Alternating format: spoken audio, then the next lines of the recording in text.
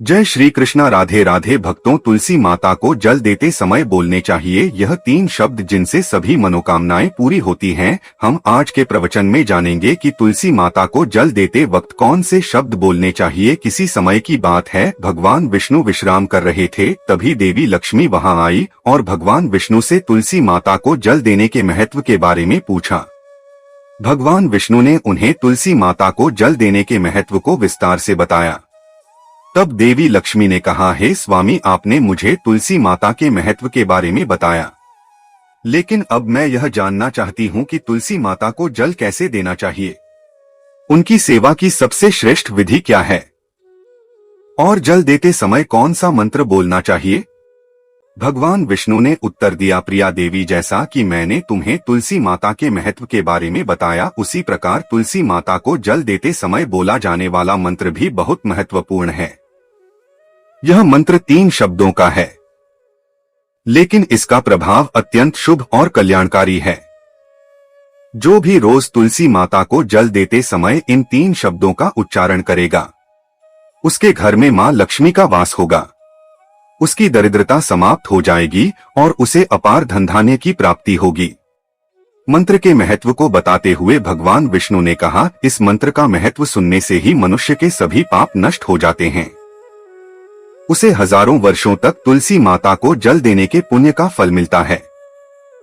फिर भगवान विष्णु ने देवी लक्ष्मी को एक कथा सुनाई। उन्होंने कहा, दक्षिण दिशा में यम नगरी नामक एक नगर था, जहां रमेश नामक एक ब्राह्मण रहता था। वह अत्यंत पापी और गलत कामों में लिप्त व्यक्ति था। जन्म से ब्राह्मण होते हुए भी वह धार्मिक कार्यों से दूर रहता था। ना वह पूजा करता, ना ध्यान, ना जप और ना ही किसी का सत्कार करता। वह मदिरापान और मांसाहार भी करता था और हमेशा अनैतिक कार्यों में व्यस्त रहता था। और वह ब्राह्मण दिन में खेत में काम करके पत्ते बेचकर अपनी जीविका चलाता था और रात में वेश्याओं के पास जाता था। इस प्रकार उसने अनेक वर्षों तक अपना जीवन इसी पापपूर्ण तरीके से बिताया। फिर एक दिन वह दुर्बुद्धि ब्राह्मण पत्ते इकट्ठा करने के लिए एक शिष्य की वाटिका में पहुंचा और पत्ते तोड़ने लगा। तभी एक काले सर्प ने, जो काल के रूप में वहां उपस्थित था, उसे काट लिया। उसी समय उसकी मृत्यु हो गई। उसकी मृत्यु के तुरंत बाद यमराज के दूत वहां प्रकट हुए और उसकी आत्मा को लेने के लिए आए। वे उसे यमलोक ले जाने लगे। मार्ग में वह ब्राह्मण यमदूतों के सामने रोने और विलाप करने लगा। उसने कहा, हे दूतों, मुझे कहां ले जा रहे हो? मुझे छोड़ दो, मेरे प्राण बचा लो। लेकिन यमदूत बोले, अरे पापी ब्राह्मण, तेरे दुष्कर्मों के कारण तुझे यह दंड मिला है। अब यमराज तुझे घोर नरक में डालेंगे। यमलोक पहुंचने पर चित्रगुप्त ने उस ब्राह्मण का पूरा लेखा जोखा प्रस्तुत किया। उन्होंने कहा है, धर्मराज, इस ब्राह्मण ने अपने पूरे जीवन में केवल पाप किए हैं, इसने कभी कोई पुण्य कार्य नहीं किया। धर्मराज ने दूतों से कहा, हे दूतों, इस घोर पापी ब्राह्मण को नरक में डाल दो, इसे अपने कर्मों का फल भोगना होगा। यमदूत उसे ब्राह्मण को नरक में ले गए और उसे भयंकर अग्नि में धकेल दिया। वह कई वर्षों तक नरक की यातनाएं सहता रहा। इसके बाद उसे अगले जन्म में बैल के रूप में जन्म मिला। बैल का शरीर पाकर उसने भारी बोझ उठाने का कार्य किया। उसका मालिक उससे दिन रात काम करवाता था। जब उसकी शक्ति समाप्त होने लगी तो मालिक ने उसे एक लंगड़े आदमी को बेच दिया। वह लंगड़ा आदमी उस बैल का उपयोग अपने बोझ उठाने के लिए करता था। बैल ने 8 वर्षों तक उसकी सेवा की। फिर एक दिन वह बैल लंगड़े आदमी को लेकर एक ऊंचे पर्वत पर चढ़ा। अधिक परिश्रम और थकान के कारण वह बैल मूर्छित होकर गिर पड़ा और अंतिम सांसें लेने लगा। वहां खड़े लोगों को उस बैल पर दया आ गई।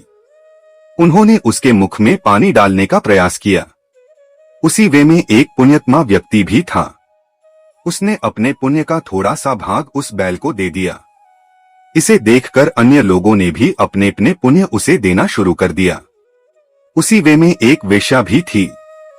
सभी अपना पुण्य उस बैल को देकर उसका उद्धार करने का प्रयास कर रहे थे। यह देखकर उस वेश्या ने भी अपना पुण्य उस बैल को दे दिया। कुछ देर बाद उस बैल की मृत्यु हो गई। फिर उस स्थान पर यमदूत आए और उस बैल के शरीर से उस ब्राह्मण की आत्मा को निकालकर यमलोक ले गए। यमलोक पहुंचने पर उसे यमदेव के सामने प्रस्तुत किया गया। चित्रगुप्त ने जब उसका लेखा जोखा देखा तो वे चकित रह गए। वेश्या के द्वारा दिए गए पुण्य के कारण उसके सभी जन्मों के पाप नष्ट हो चुके थे। यमदेव ने कहा, हे ब्राह्मण, उस वेश्या ने तुझे अपना पुण्य देकर तुझ पर बड़ा उपकार किया है। उसी के पुण्य के प्रभाव से तुम्हारे सभी पाप नष्ट हो गए, इसीलिए अब तुम्हें फिर से मनुष्य जन्म प्राप्त होगा। इस प्रकार वह ब्राह्मण पृथ्वी पर एक उत्तम ब्राह्मण कुल में जन्म लेता है। उस महापुण्य के प्रभाव से उसे अपने पूर्व जन्म की सारी बातें याद आने लगती है। जब वह बड़ा होता है तो उसे ध्यान आता है कि पिछले जन्म में जब वह बैल था तब एक वेश्या ने उसे अपना पुण्य दिया था। उसके मन में उस वेश्या के बारे में जानने की उत्सुकता जागती है। वह वेश्या का पता लगाकर उसके नगर में पहुंचता है।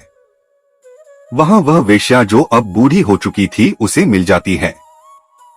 वह ब्राह्मण उसके सामने जाकर बार बार प्रणाम करता है और धन्यवाद देने लगता है। वेश्या उससे पूछती है, हे ब्राह्मण श्रेष्ठ, आप कौन हैं और किस कारण मुझे धन्यवाद दे रहे हैं?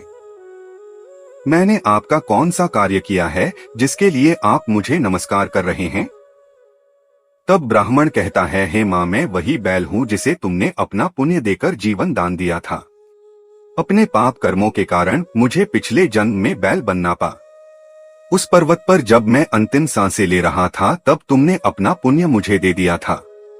उसी पुण्य के प्रभाव से ही आज मुझे फिर से मनुष्य जन्म मिला है और अपने पूर्व जन्म की सारी बातें याद है। किंतु हे मां, मैं यहाँ यह जानने आया हूँ कि तुमने मुझे कौन सा पुण्य दिया था जिससे मेरे सभी पाप नष्ट हो गए। मैं उस पुण्य के बारे में जानना चाहता हूँ। तब वेश्या ने कहा, हे ब्राह्मण श्रेष्ठ, मैंने तो अपने जीवन में कोई पुण्य का कार्य नहीं किया है, पर मेरे घर में एक तोता है जो पिंजरे में रहकर हमेशा कुछ बोलता रहता है, जिसे सुनकर मेरा अंतःकरण पवित्र हो गया। वही मंत्र मैंने आपको पुण्य स्वरूप दान किया। फिर वह वैश्य और ब्राह्मण उस तोते के पास गए और उससे पूछने लगे, हे सुख, तुम कौन सा मंत्र बोलते हो जिससे हमारे जीवन का उद्धार हुआ? यह मंत्र तुम्हें किसने सिखाया और इसका क्या अर्थ है? तब उस तोते ने अपने पूर्व जन्म का वृतांत सुनाना शुरू किया। वह बोला, हे ब्राह्मण श्रेष्ठ, पिछले जन्म में मैं एक ब्राह्मण था। मुझे अपने ज्ञान का बहुत घमंड था। मैंने कभी गुरुजनों का सम्मान नहीं किया बल्कि उनका बार बार अपमान किया। अपने अहंकार के कारण मेरा स्वभाव क्रोधी और द्वेषपूर्ण हो गया। मैं सभी को तुच्छ समझने लगा और विद्वानों का भी अपमान करता था। कालांतर में मेरी मृत्यु हो गई और मुझे यमलोक ले जाया गया। पूज्य व्यक्तियों और गुरुजनों का अपमान करने के कारण मुझे तोते के कुल में जन्म लेना पड़ा। तोते के रूप में जन्म लेने के बाद छोटी अवस्था में ही मेरे माता पिता का साथ छूट गया। मैं अकेला पेड़ की डाल पर बैठकर रो रहा था। तभी कुछ मुनि उस मार्ग से जा रहे थे। उन्होंने मेरी दयनीय स्थिति देखी और मुझे अपने आश्रम ले आए। आश्रम में उन मुनियों ने मुझे एक सुंदर पिंजरे में रखा और मेरी देखभाल की। वे मुझे प्रतिदिन भोजन कराते और मुझसे स्नेह करते थे। उस आश्रम में वे, उनकी पत्नियां और बच्चे प्रतिदिन तुलसी के पौधे को जल अर्पित करते और एक मंत्र का जाप करते थे। उनके मुख से बार बार मंत्र सुनकर मैंने उसे याद कर लिया। तब से मैं उसी मंत्र का जाप करता हूँ। इस मंत्र के प्रभाव से मेरे जीवन में सकारात्मक बदलाव आने लगे। मुझे अपने कर्मों का पश्चाताप हुआ और मेरी मृत्यु भी टल गई। मेरी आयु 100 वर्ष हो गई और इतने वर्षों तक मैं जीवित रहा। एक दिन रात के समय एक चोर उस आश्रम में आया और मुझे वहां से चुरा लिया। बाद में इस वैश्या ने उस चोर से मुझे खरीद लिया। वैश्या के घर आने के बाद भी मैं वही मंत्र बोलता रहा। इस मंत्र को सुनकर इस वेश्या का अंतःकरण पवित्र हो गया। उसने अपना पुराना जीवन सोचकर भगवान विष्णु की भक्ति करनी शुरू कर दी। हे ब्राह्मण देव, इसी मंत्र के प्रभाव से मेरे और उस वैश्या के सभी पाप नष्ट हो गए। यही मंत्र आपको भी पाप मुक्त कर चुका है। इस प्रकार तोते ने उस ब्राह्मण और वैश्या को पूरा वृतांत सुना दिया। यह सुनकर ब्राह्मण और वैश्या दोनों बहुत प्रसन्न हुए। उन्होंने तय किया कि अब वे प्रतिदिन तुलसी माँ को जल अर्पित करेंगे और उस मंत्र का जप करेंगे। कुछ समय बाद उस ब्राह्मण वैश्या और तोते ने मंत्र के प्रभाव से दिव्य विमान में बैठकर विष्णु लोक की यात्रा की। भगवान विष्णु ने देवी लक्ष्मी से कहा, हे देवी, देखा आपने केवल तुलसी माँ के मंत्र के प्रभाव से उस तोते, वैश्या और ब्राह्मण के सभी पाप नष्ट हो गए। इसीलिए हर व्यक्ति को प्रतिदिन तुलसी माँ को जल अर्पित करते हुए इस मंत्र का जाप अवश्य करना चाहिए। वह मंत्र इस प्रकार है, ओम वृंदावनी स्वाहा, ओम वृंदावनी स्वाहा। जो स्त्री प्रतिदिन तुलसी माँ के साथ माने इस मंत्र का उच्चारण करेगी वह सौभाग्यशाली बनेगी। जो पुरुष इसका जप करेगा उसे अक्षय धन की प्राप्ति होगी। जिस घर में प्रतिदिन तुलसी माँ की पूजा होगी वहां लक्ष्मी जी का सदावास रहेगा। तुलसी माँ का यह मंत्र फलदायी और सिद्धियों को प्रदान करने वाला है। स्त्रियों को स्नान के बाद बाल बांधकर मांग में सिंदूर लगाकर तुलसी माँ को जल चढ़ाना चाहिए। साथ ही तुलसी माँ की परिक्रमा करनी चाहिए। शाम के समय तुलसी माँ के पास दीपक जलाने से घर में सुख समृद्धि आती है। भगवान विष्णु की पूजा तुलसी माँ के बिना अधूरी है।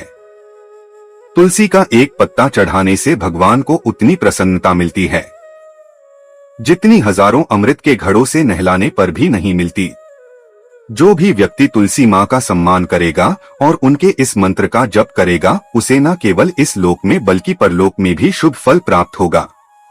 ऐसा फल तुलसी माँ के पत्तों के दान से मिलता है जो मृत्यु के समय अपने मुख में तुलसी के पत्तों का जल ग्रहण करता है।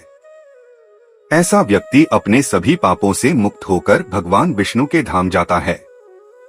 भगवान विष्णु कहते हैं, पूर्णिमा, अमावस्या, द्वादशी और सूर्य संक्रांति के दिन मध्याह्न काल, रात्रि और अशोच के समय तेल लगाकर बिना स्नान किए अथवा बिना हाथ पैर धोए रात्रि के वस्त्र पहनकर तुलसी के पत्ते तोड़ना महापाप होता है।